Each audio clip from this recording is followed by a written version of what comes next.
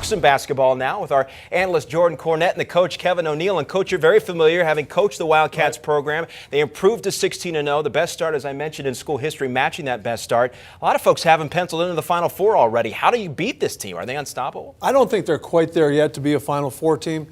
TJ McConnell, to me, is the guy that makes them go. Aaron Gordon, Nick Johnson, all these other guys are really talented, but if you're going to take him out of the game, you take the head off that snake, it makes it a lot harder for them to win. Jordan, you called the Memphis game over Louisville last night. Right. Memphis is now 11-3 this season. The Tigers sit at that mark with a win over Oklahoma State and now one against the defending national champions. So the question is, does Josh Pastner, does he have the personnel there to build and win the American this year? I love this team. It's one of the most athletic teams in all the land. I think they're the favorite, and they proved it last night going into Louisville. Look, the bigs have been great. It's a balanced scoring team. But let's be honest, they're only going to go as far as the guards do. Joe Jackson, Chris Crawford, they've struggled from the field. In their losses, the reliance on the three is what's caused them to lose some of these basketball games. They get down at Louisville in a tough environment. They start attacking the rim aggressively. That's the difference. With their athleticism, they can get up in you and guard. They should use that athleticism to attack the rim, not rely on that three-point shot. When they do that, they can beat anybody. All right, let's switch gears now and talk about the Big Ten, a big game coming up this weekend between Iowa and Ohio State, the first game back from a suspension for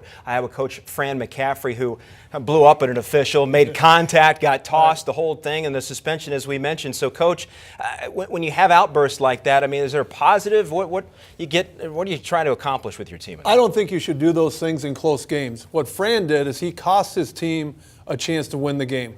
I got thrown out of one game ever at Wisconsin, but I waited till Teddy TV got me in the last 7 seconds. I don't think it's fair to your team. I don't think it helps your team. I'm sure Fran regrets it.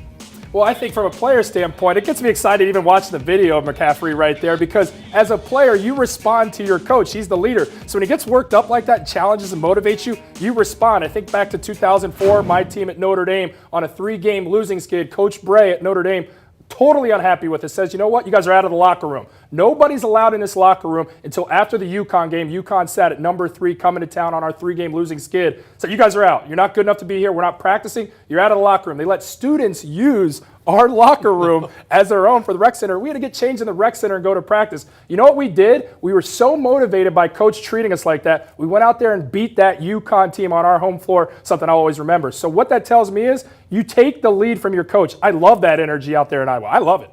Creative ways to motivate your team. Another big showdown coming up in the ACC. North Carolina takes on Syracuse. Jordan, we're all wondering, what is it with this Tar Heels team? I mean, are they good? Are they bad? We don't know. Is Roy Williams, is this one of his worst coaching seasons yet? What are your thoughts? Now, I feel like this is blasphemous even to say, but I question the coaching job Roy Williams is doing out there in Carolina with this basketball team. I watched that Miami game. Miami went into Chapel Hill and dominated. When's the last time you saw that? But what was most intriguing to me was watching the careless passing, the turnovers, the bad shots, and the guys moping, like not even caring really that they were getting dragged across the court all game long. They're a poor free throw shooting team. These are extensions of a coach right now. They're not disciplined. You're 15 games into the season. You don't have an identity right now, and relying on your guards to knock down 3-point shots ain't going to get it done. They have incredible bigs. They need to establish more of a game down low, and they need to use the transition game, something that's led them to big wins. Discover your identity, and you got to be better with the basketball and free throws. You got to make your free throws. Coach? You know, I would never question Roy Williams. I mean, Hall of Famer. He's going to win at least one more championship. What I see with their team, they've lost their best player. Anybody in the country loses their best player, you're not as good as you want to be. You say only 15 games in, but there's a lot more games to play.